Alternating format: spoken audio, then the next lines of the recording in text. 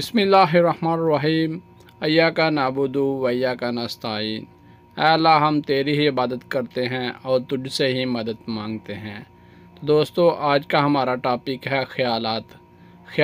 کیا انسان خیالات پر قابو پا سکتا ہے؟ اس بارے میں آج کا ٹاپک ہے۔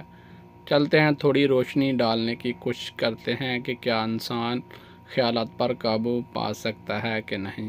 اسلامی نقطہ نظر میں خیالات کو دماغ اور دل کا حصہ سمجھا جاتا ہے اور خیال کیا جاتا ہے کہ وہ اندرونی اور بیرونی دونوں عوامل سے متاثر ہوتا ہے۔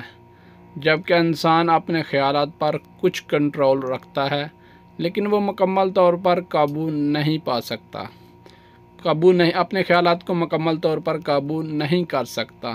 قرآن مجید میں فرمایا گیا ہے کہ اور بے شک ہم نے انسان کو پیدا کیا ہے اور ہم جانتے ہیں کہ جو کچھ وہ سوچتا ہے اور جو کچھ آسمانوں میں ہے اور جو کچھ زمین میں ہے اس نے تمہارے لیے مسخر کر دیا ہے۔ اسلامی تعلیمات اپنے خیالات اور جذبات کو منظم کرنے کے لیے خود پر غور کرنے، خود پر قابو پانے اور اللہ سے رہنمائی حاصل کرنے کی اہمیت پر زور دیتی ہے۔ اسلامی نقطہ نظر میں خیالات کو کنٹرول کرنے کے لیے کچھ طریقے شامل ہیں، جس میں ذکر اور اللہ کا ذکر، جس میں کہا گیا ہے کہ ذکر کریں اللہ کا اور نماز پڑھیں، عبادت کریں اور قرآن پڑھیں۔ پھر کہا گیا ہے کہ دعا اور دعا، مطلب کہ دعا کریں اور دعا کے ذریعے بھی اللہ تعالیٰ سے اچھے خیالات کی امید پیدا ہوتی ہے۔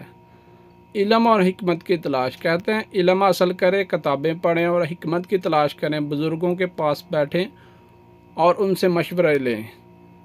آگے کہتے ہیں قرآن اور حدیث میں غور و فکر کریں، قرآن پڑھیں اور قرآن میں موجود حدیث پر اور جو قرآن میں فرمایا جا رہا ہے اس میں اردو ترجمے پڑھ کر اس پر غور کرنے کی کوشش کریں۔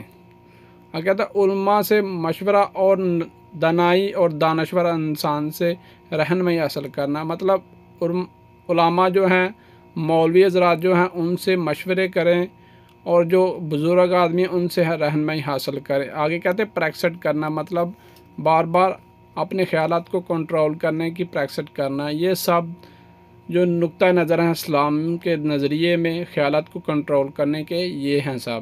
امید کرتا ہوں آپ کا میرا یہ آج کا ٹاپک سمجھ آ گیا ہوگا کہ انسان اپنے خیالات کو کس طرح کنٹرول کر سکتا ہے۔